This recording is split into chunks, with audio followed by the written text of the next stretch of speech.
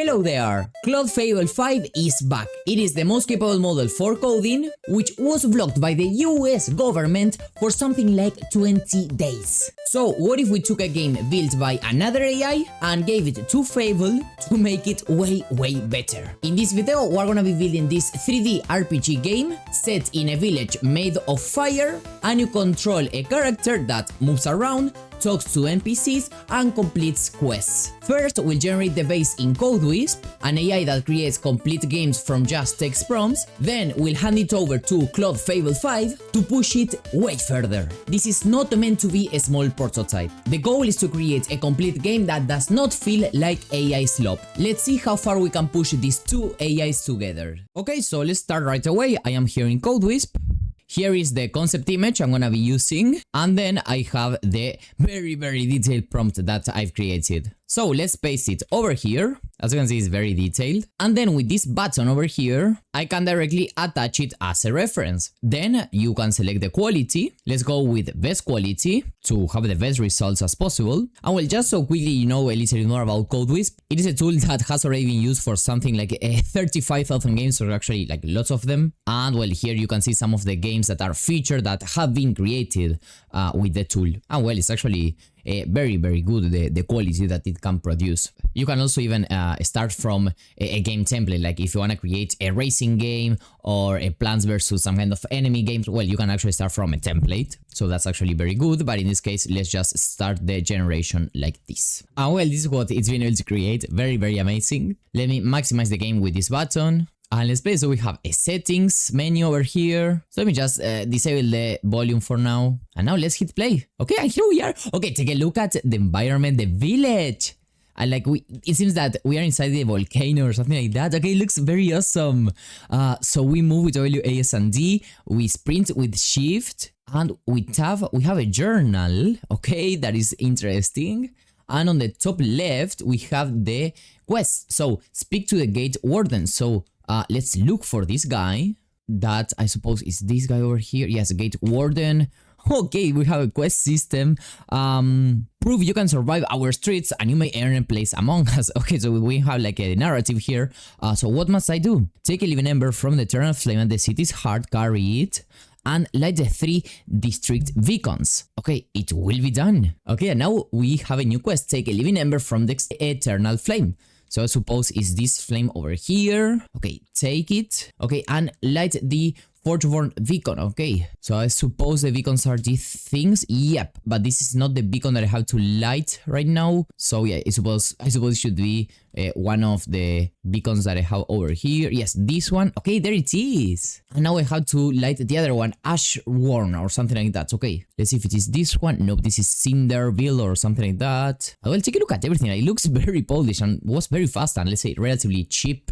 Okay, is this one light? Okay, looks awesome. And okay, the other one, I think that should be this one. Yep, there it is.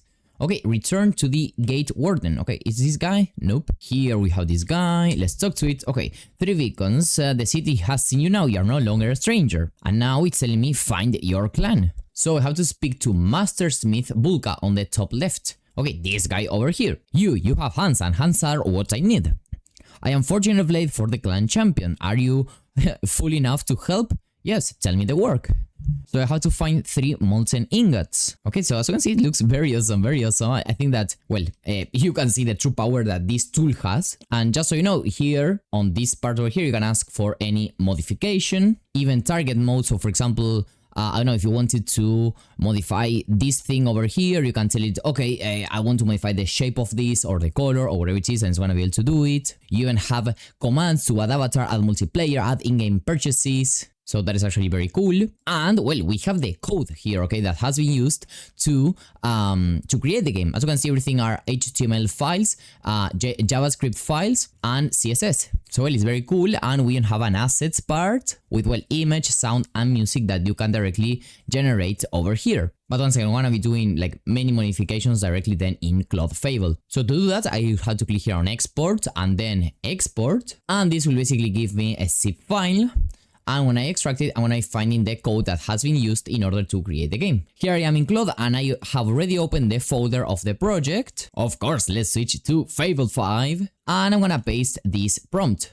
Let's take this game to the next level. Use your power to make this game Steam ready or something like that. Use your creativity to make this an actual finished and polished product, and well, just some ideas that I randomly had. But do not limit yourself to this, add whatever you want. And this is very important because these models that are super powerful are also super independent.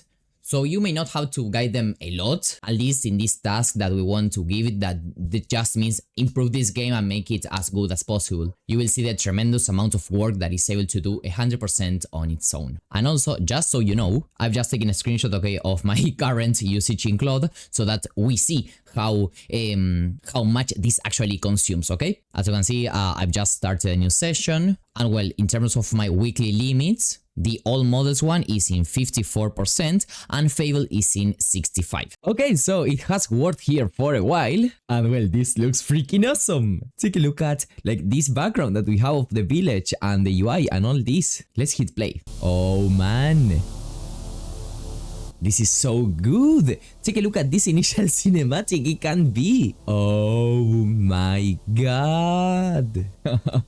I can't believe it. Really, like, looks very good. Like, literally everything feels way more alive. Take a look at, I believe this is a shader or something like that. Take a look at the character, the sword that it has. So well, firstly, okay, now we have to speak to this guy. It's very clear that we have to speak to it. And well, we have this new system. So what must I do? Okay, it will be done. Yeah, I love how this looks like. It's very, very good. So we have to light this beacon now. Good. We had to come back to this guy. Now, this other guy that, well, will tell me that I have to collect some ingots or something like that. Yep. So let's go ahead and try to find them. Okay, so the first one is over here. And take a look at the super high polish that this has. Like, looks very awesome. This is the second version, okay? I told you to improve the UI and add a few more things. I'm very excited. Take a look at this UI, like, and the buttons, like, it's amazing. Okay, so let's hit play. Okay, I believe it's the same cinematic, but the environment itself looks way better. Take a look at these lights over here. Wow, I can't believe it. Whoa. Yes, man, yes. Take a look at the UI, like, all this part I think is way different. Okay, let's talk to this guy again. Whoa, okay, this is a little cut off, but take a look at all this, man. Can't believe it. And now, supposedly, as you can see over here, we should have magic spells. So with right mouse click, we have this one.